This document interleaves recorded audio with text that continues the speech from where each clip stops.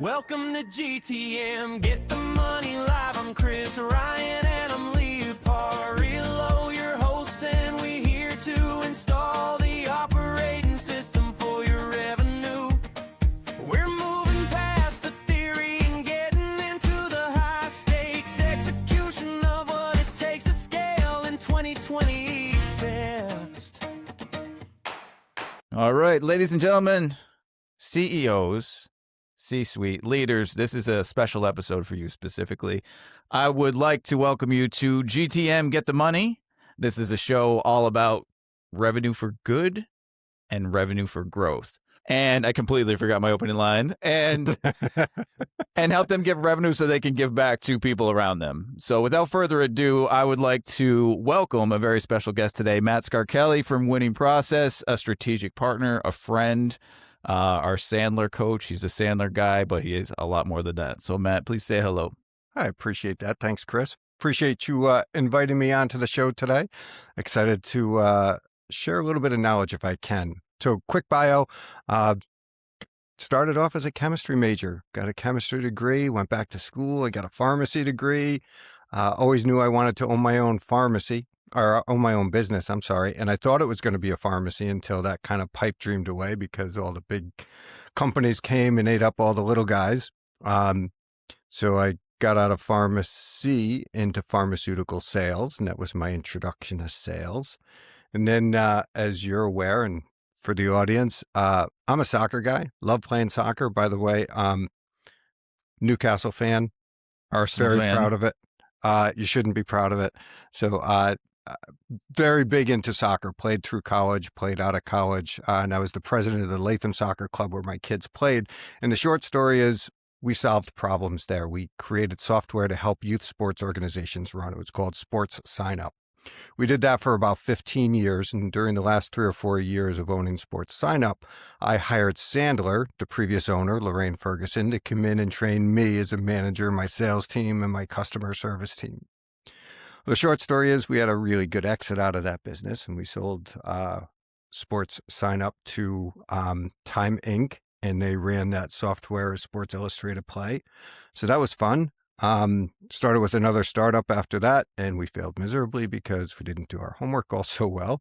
And then the previous owner, Lorraine, approached me and said, "Hey, Matt, would you be interested in buying this business? You were a great client." And that was just about 10 years ago. So I've been a Sandler franchise owner. Well, congratulations on 10 years. I did look this up when we had our 10-year. It's a tin can anniversary if you're curious. I'm curious so you started as a pharmacist, Yeah, then you man. became a sales guy out, hustling, and then you got into software and you sold your company. I don't think I've ever asked you this question, but like, when did you decide that you wanted to be an entrepreneur, or were you always an entrepreneur? I guess said when I was in pharmacy school, I always thought I wanted to own a pharmacy. I knew it was a business. I thought it was going to be a pharmacy business. And I remember after the realization that, Matt, you're not buying any pharmacies now because the Phases and CVS's and the Walgreens of the world are buying up all the independents. Once that pipe dreamed away, I remember going into, I don't want to say depression, but like a little bit of a, oh crap, I don't know what it is. I don't know what I want to do. So, and I share this a lot. So I followed the breadcrumbs, love soccer, ended up being the president of the soccer club because I donated the time to this new opportunity presented with the software company. So how does that bring you to Sandler then? Because you hired Sandler as a service to be able to help your team I did. grow. And then you fell in love with Sandler. You fell in love with helping people probably. Honest answer. Again, it was like one of those follow the breadcrumb things. After we sold Sports Sign Up, I was not looking for a franchise. I was not looking for a coaching business. I was not looking for a training business. I really didn't know what I was going to do next. And it wasn't until Lorraine Ferguson approached me and said, "Hey, Matt, would you be interested in taking the franchise over? I'm getting ready to retire," that I started to think. And if I'm really, really honest, open the Komodo a little bit, I had a bunch of imposter syndrome going on. When we were running Sports Sign Up, I had 2 fantastic partners that have had a lot of experience building and selling companies, both of them. And I did not. I was the pharmacist guy that kind of turned software sales guy with a not a proven entity. So when I had the opportunity to purchase Sandler and not start it from the ground up like we did with Sports Sign Up, to be a solo owner, not like Sports Sign Up, to sell a service, not a software as a service, to do things on my own and be responsible for everything, I kind of needed to prove that to myself. So yeah, so it's kind of like you're going to the show, and as a pseudo professional athlete, I understand it. Like you wanted to be able to take that challenge on for yourself, Yeah. and then looking back 10 years, obviously wasn't a mistake. Like you love what you're doing. Your son's now working for you. He came on board for the second time, correct? Is this for the second time? All right. Yep. He's a veteran. So welcome, Luke, to the Sandler winning process team. So Hi, Luke. Matt helps all sorts of teams. Like I said, he's a strategic partner of ours. He helps all of our clients if they have coaching issues, training issues, customer service, sales. He can pretty much do it all. But he also helps other companies. And I think because this show is about revenue and solving revenue problems for leaders, a lot of teams can't forecast revenue appropriately. At least a lot of the teams that we walk into, they think they can forecast, and some of the numbers are mystery numbers on the pipeline to make it look good for leadership. I feel like a lot of the teams are reliant on a sales hero or two. So one or two people, he or she, are just selling the majority of the deals and everybody else is trying to figure it out. If you're building a sales team, what's the top recommendation for leaders so they don't get stuck in that fake, ambiguous revenue forecasting or having a team of just one hero or two heroes? Yeah, that's a really good question. And I get that often, especially teams that are starting to scale and grow. They always have that one killer salesperson, but that one killer salesperson is not going to get you going from here to here. It's a process that's going to help you go from here to here. So in answer to your question, kind of going top down, it's really putting a process in place. And there's a difference between a process and a methodology. So a sales process is going to be very specific to your organization and your company, maybe even specific to the product or service that you're selling. So you might have a 3-call process, or you might have a 9-call process, or you might have a one-call close. So that's the process. It's specific to the organization. What Sandler brings to the table is a methodology that lays over the top of that process, and it shows how to qualify properly and qualify early. And if you tie together a good sales process and a good sales methodology, then you have a good sales system. And those sales systems are the things that help companies go from good to great. So what happens when you walk into a company and they have a process, or they think they have a process, but the heroic salesperson doesn't follow the process because they're going to do it their way and not use the CRM, and it's my way because I'm selling so much and you're lucky to have me. So I can tell you what I've seen. What have you seen? That's a good reverse. Also a Sandler trick, ladies and gentlemen. So I'm not as dumb as I look. Yeah.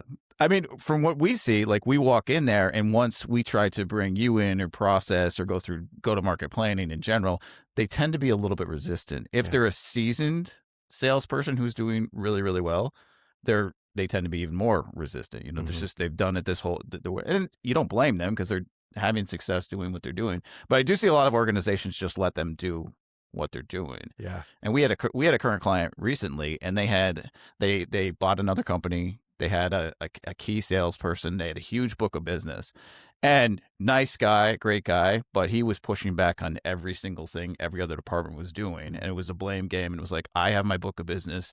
I'm going to do what I'm going to do. And you guys do that and leave me alone, which isn't sustainable to create a replicable system.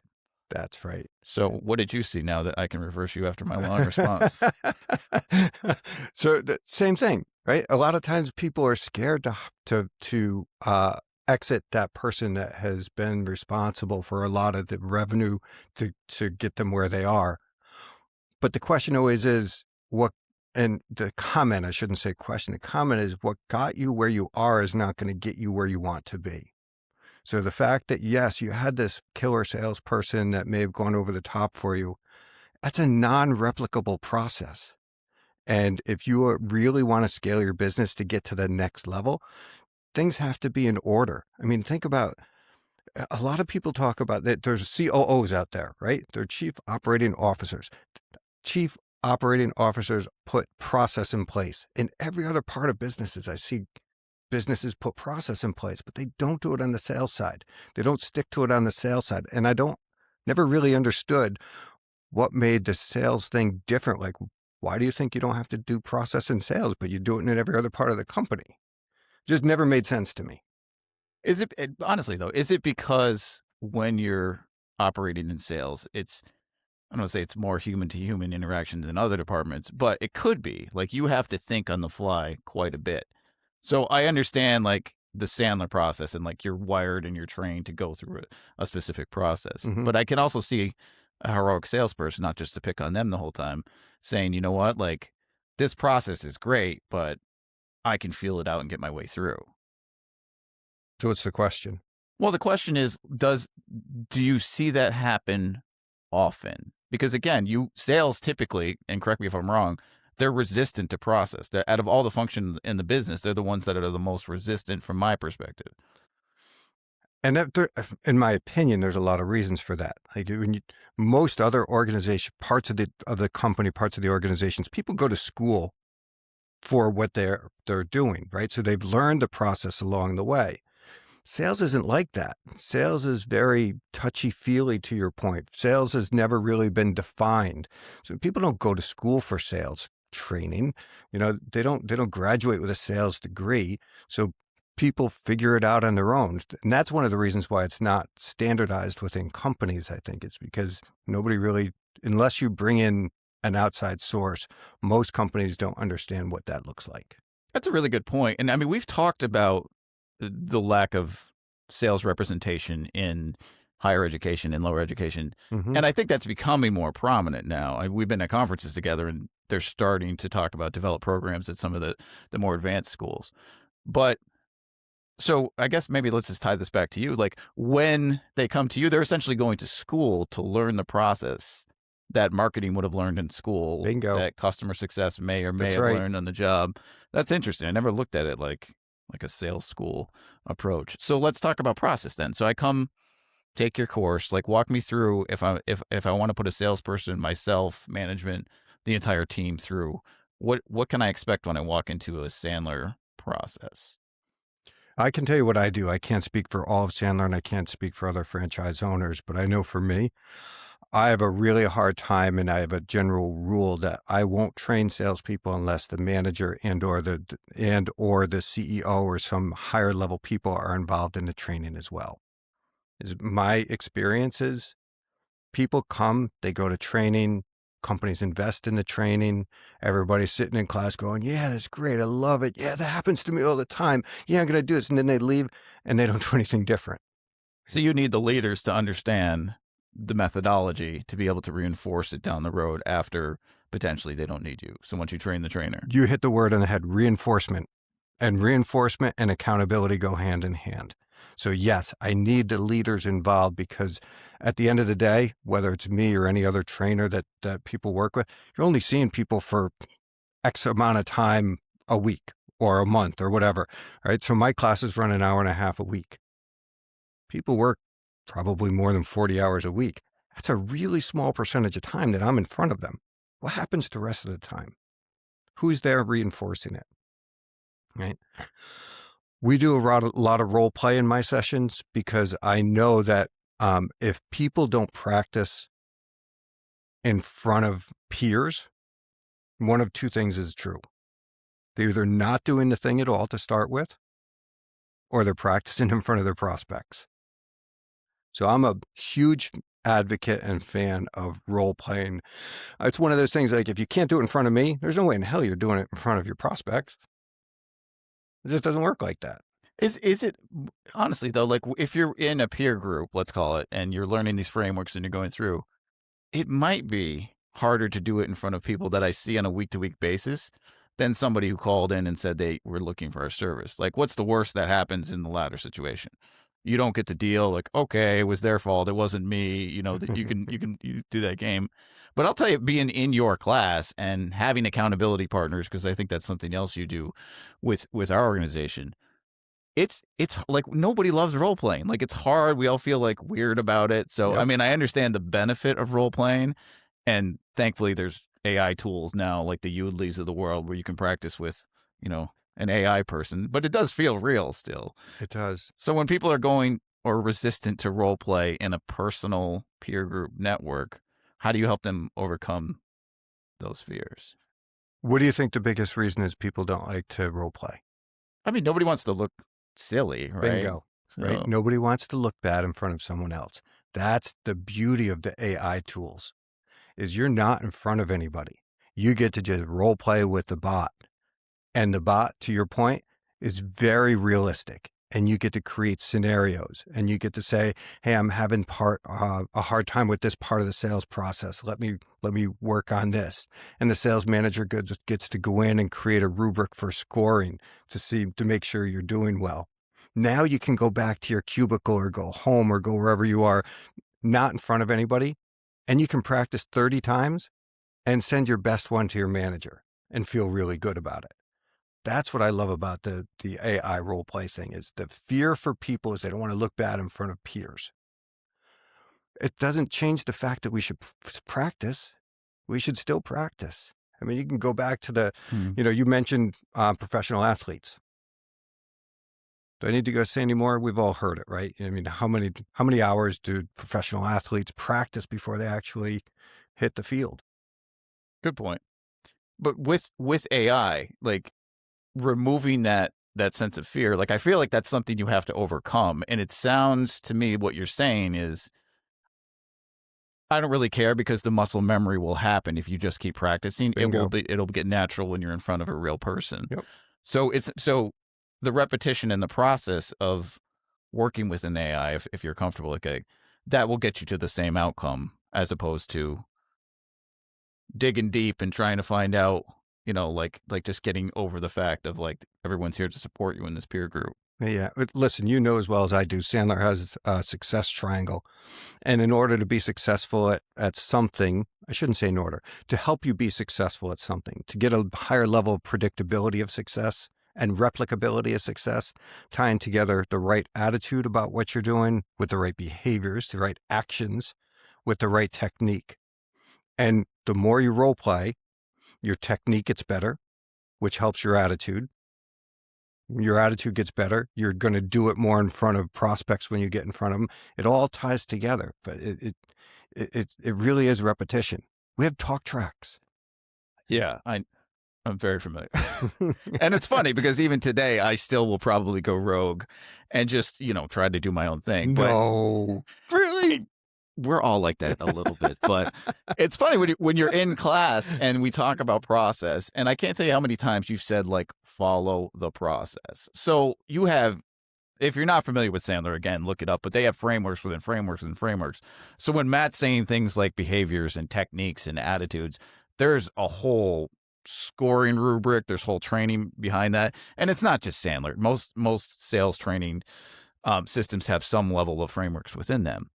But, it is hard to remember in real time when you're a salesperson who's used to kind of doing it on the fly. So again, I came into your organization late in my sales career. Yep. All kinds of bad habits. I was terrible salesperson. I'm marginally better now. But I always remember this, and I tell you this story all the time anytime we're speaking together, is that you taught me that I was focusing way too much on bonding and rapport. I was focusing way too much on a couple deals. So you always said I didn't have enough at bats. And then learning the process, like the pain funnel, and then qualifying, and don't send proposals or presentations until you have a qualified prospect, has saved me, has saved my company tens, maybe hundreds of thousands of dollars in wasted time because of the process. It's not easy to remember the process, and it's not easy to follow the process. I've tried to come up with all sorts of acronyms to make it easier, but I think the repetition and working with you, we've been in mastery for how long now? 5 years? Yeah. Yep. So we took foundations originally, which is essentials, Sandler Essentials. That's right. So again, back to process and back to the program. It's an 8-week course, hour and a half a week to understand the methodology. And then you go into a peer group, essentially. I don't want to speak for because I don't know if mastery is considered a peer group. I look at it as a peer group. Then you go into a mastery program and you work week to week and you analyze real sales opportunities with other professional salespeople and you work on it together. It's a really strong community to help overcome the sales wins or the sales challenges of the week. Yeah. So. Yeah. To put a little color into that, the Essentials program is really the introductory course. Right? And there's a big jump going from knowing something to owning something. Sure. Right? Just like swinging a golf club. I can know how to swing a golf club, but do I really own it? Do I do it really well? It's the same thing, right? You can't take one golf lesson. It's like you can't come to one training course where we talk about, we'll use the word that you used already, pain. You're not going to learn it in an hour and a half. You may get the concepts, and that's the idea behind the introductory course. And now that's the mastery course that you referred to is now referred to as the sales development series. You can call it a peer group. That's fine with me. But the idea is that we go deeper dive into each one of those theories and topics that we brought up in that essentials course. Gotcha. So 2 things there. 1, Sandler, stop changing the name of things. We're all trying to remember these systems and processes. So again, essentials, foundation, sales mastery, peer group. It gets a little confusing. So if you're listening, and just ask me. Yeah, just ask Matt. But I do like the reinforcement because as ignorant as a salesperson as I was, I remember saying something arrogant and stupid when I was taking the first introductory course, we'll call it. And I was like, Matt, when can I learn this so I don't have to do it anymore? So I just assumed I would learn this process and then walk away and I would be the best salesman ever. And you're like, well, Matt's a very nice guy about how he puts this out into the world. But it's a reality that the reinforcement, we get better week to week. We get better day to day by following certain things. I can't tell you how beneficial it's been to me to use something called a cookbook. So it's just your day-to-day activities. So you're keeping yourself accountable. So there's lots of frameworks in different organizations. In GTM, we have a 10-week framework. Very same thing. It's a cookbook. So we're just sticking to that. But I can't tell you how practical of a tool that is on the day-to-day that just helps you. Like I score it. I'll have my assistant help me. Did you do this? Did you do this? And then you'll see weeks where you just drop off, and lo and behold, if you start looking back at lead generation or prospecting or business, you go back and you're like, oh, well, I went on vacation for 2 weeks or I saw something. You can map it back to your cookbook. So the day-to-day, and I don't want to say it's basic activities, but it's just the day-to-day accountability has been one of the most beneficial things that I learned that I actually implement, and then it works when I do it. So cheers. Good job. And that's what I'm talking about. You use the word again, accountability. And can I just say a couple of words about accountability? Because you can say whatever you want. Don't say that. That's opening up a Pandora's box you don't want to go into. Accountability has a really negative connotation to it, right? Nobody likes to be held accountable. Well, accountability doesn't have to be negative. Accountability can be very positive. And in my experience, accountability needs to be coupled with consequences. And that's another word that has a very negative connotation. But there can be positive consequences of accountability as well. Like what? So I'm holding you accountable to do your cookbook. So let's be more specific about what type of cookbook. Let's call it a prospecting cookbook. Here's the prospecting activities that you find to be most useful, and here's how many you're going to commit to doing in what amount of time. What's a positive consequence of you doing all those things? You get more meetings. You get more meetings, you get more business. So there are positive consequences to accountability as well. Everybody always goes immediately to the negative. Interesting. Yeah, I would immediately go to, I would have never thought of positive consequences being a thing, honestly. Yeah. There's a consequence to all of our actions, some positive, some negative. It's the same thing with accountability. If you do the stuff, I almost swore, thank you for stopping me. Beep. If you do the stuff that you're supposed to do, there are positive consequences. If you don't do the stuff that you're supposed to do, there are negative consequences. And even on the negative side, when you talk about accountability, it's not, give me the hammer and beat you over the head. Chris, how come you didn't do this? It's a conversation and say, hey, Chris, the last couple of weeks, it looks like you've fallen a little short on your cookbook. Tell me what's going on. And that's where the accountability partner comes in too. So the peer group again, if you have an accountability, because sometimes you're having a bad week or you're stressed or something's happening at home, like things just change. But so I love that. I mean, I probably can put a link to a cookbook. I'm not sure what the rules are in Sandler, but we might have a link at the bottom of this podcast. Let me ask you a question. So thank you for sharing all of these things, but practically, if I'm a salesperson, sales leader today, Yep. and some of this resonates with me, like what's one takeaway that they could use today out of all of the things, Out of things that we talked about, out of anything, anything, just practice. even if you're practicing something that isn't specifically documented, like a Sandler process, the more you do something, the better you'll get at it. And so that's the general practice. If I'm going to give someone something specific, what should someone practice? That's hard because we didn't really talk about any specific strategy or tactic today. That's okay. So, I mean, practice is enough, right? If you go out in the ball field and you don't have a regimented schedule, it doesn't matter. You're still going to get better because you're learning something. Yes. And I've heard the phrase, perfect practice makes perfect, right? And practice, if you practice the wrong thing the wrong way, it doesn't do you any good. I don't know if that's true. I really don't know if that's true. Some people have really, like I've seen, I used to run a lot, and I used to see some people with some really terrible form running, but they're a whole hell of a lot faster than I was. So does bad practice make you bad? I don't know that that's necessarily true.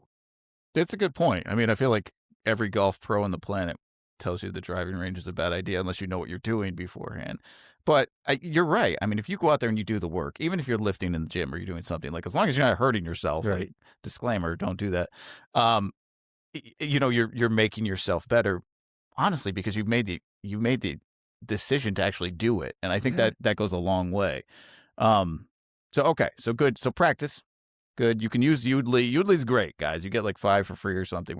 We're not sponsored by Udly, but it's something that we use if you want to try like an AI training tool. Also, we'll put a link in there. All right, let's pivot because we have 26 minutes. Their time's valuable. Our time's valuable. I have a mystery question for you, and this is always a surprise every single week. So you coach a fair amount of salespeople. I do. If I gave you the ability to create, let's say, a magical shock collar, and salespeople were forced to wear this magical shock collar, and if they didn't do something that was apropos, like maybe they got like a little shock, like maybe they didn't respond to an email in time or quickly or promptly, assuming they have the shock collar on, what would the highest shock voltage situation be? Like, what would they have to do to get shocked so bad it looks like Bill Murray in the Ghostbusters? So that's an interesting question. So can I ask a clarifying question? You're a Sandler guy. I assumed you would. Are you asking me frequency, or are you asking me intensity? It's intensity. So whatever they do, say they did something that you define as the worst thing ever, they get the worst shock possible. What is that one thing that they did? Didn't check their email, didn't use the CRM. I mean, it can be anything. This is subjective. That's a very interesting one, because the frequency is very different than the intensity. Well, they can just get shocked multiple times, I guess. Right.